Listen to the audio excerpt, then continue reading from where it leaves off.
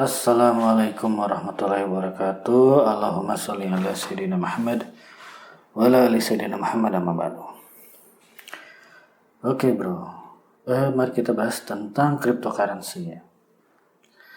Jadi apa ya? Oke lah, kita bahas secara lebih metodis ya. Oke. Jadi dulu itu kan pertama tuh di zaman Nabi itu ada uang emas ya, dinar, dan uang perak dirham ya. Dan para yang dicetak oleh Romawi dan Persia. Nah, tidak ada satupun dalil yang membatasi fisik uang ya.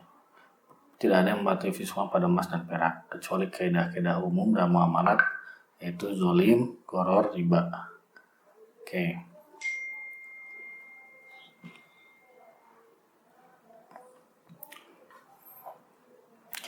Lalu nah pada saat itu ya, Romawi dan Persia itu membokot uang emas dan perak masuk ke negara Islam.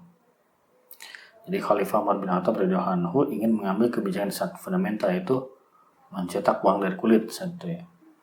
Jadi aku berkeinginan untuk memboikot membuat uang dari kulit unta. Lalu dikatakan padanya, kalau begitu tidak akan ada lagi unta. Lalu Umar mengurungkan niatnya. Lalu di masa Imam Malik bin Anas sudah beredar uang ketiga, yaitu fulus ya, yang terbuat dari tembaga untuk transaksi barang yang murah.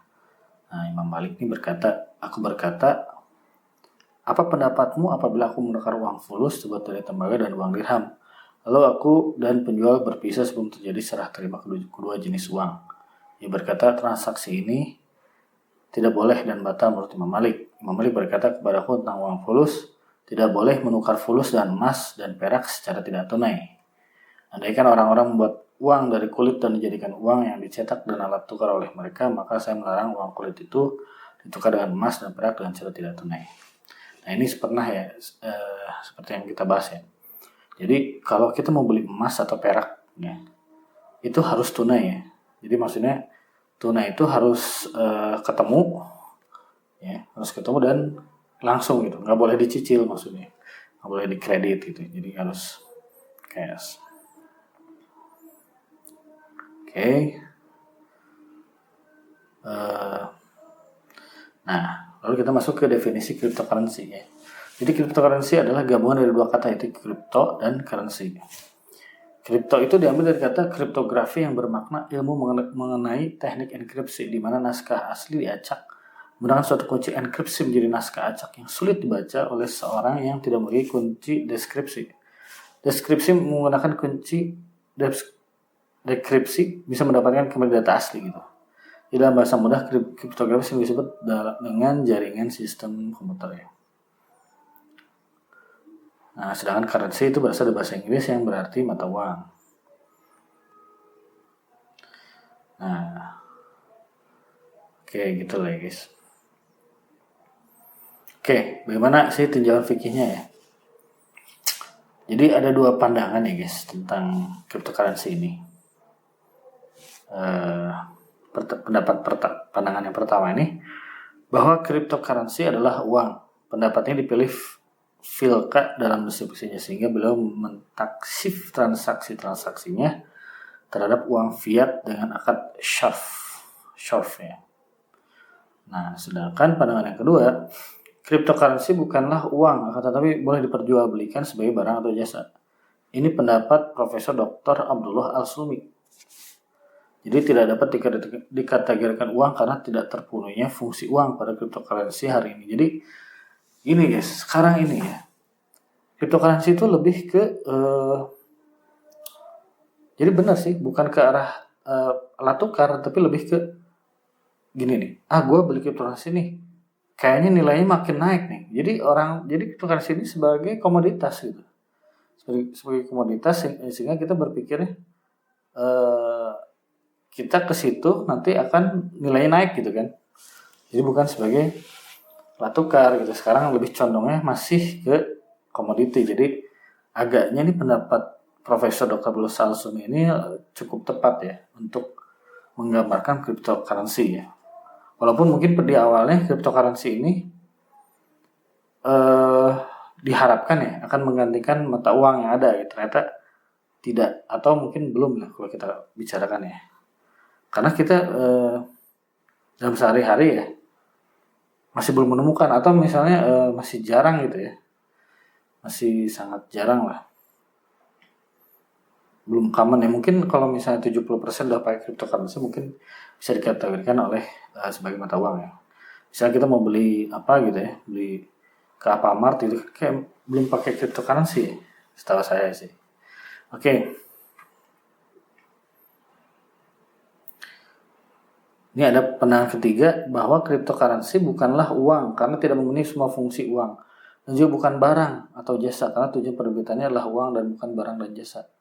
Karena cryptocurrency tidak memenuhi karakteristik barang dan jasa, yaitu bahwa barang dan jasa dimaksud adalah zatnya, beda halnya dengan uang yang tidak dimaksud zatnya, tetapi sebagai media perantara untuk mendapatkan barang dan jasa. Ini pendapat Profesor Dr. Ali Al-Qardogi. Oh, jadi pandangan yang ketiga ini katanya uang bukan, barang bukan katanya. Jadi ya gitulah katanya pandangan ketiga. Lalu tinjauan fikih cryptocurrency ya.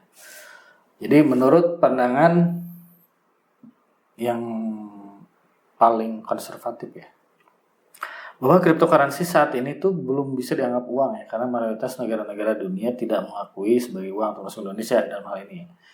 Jadi Bank Indonesia tuh dalam surat edarannya melalui media persnya pada tanggal 16 Februari 2014 yang berbunyi Bitcoin dan virtual currency lainnya bukan merupakan mata uang atau alat pembayaran yang sah di Indonesia. Masyarakat diimbau untuk berhati-hati terhadap Bitcoin dan virtual currency lainnya, segala risiko terkait kepemilikan atau penggunaan Bitcoin ditanggung sendiri oleh pemilik atau pengguna Bitcoin dan virtual currency lainnya. Oke, dari sisi lain menghadapkan kekayaan umat kepada risiko tinggi, karena kenyataannya bahwa cryptocurrency pertama yaitu Bitcoin pada awalnya harga 1 unit Bitcoin itu $1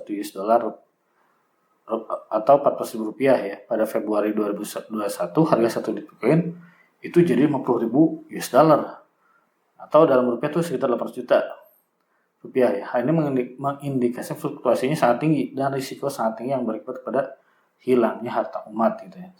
Terlebih lagi sistem ini tidak dapat dikontrol dan diawasi oleh pihak manapun, dan tidak ada satu pihak pun yang dapat menjamin bahwa harga tetap terus naik, saat mungkin terjadi sebaliknya turun sampai pada titik nol.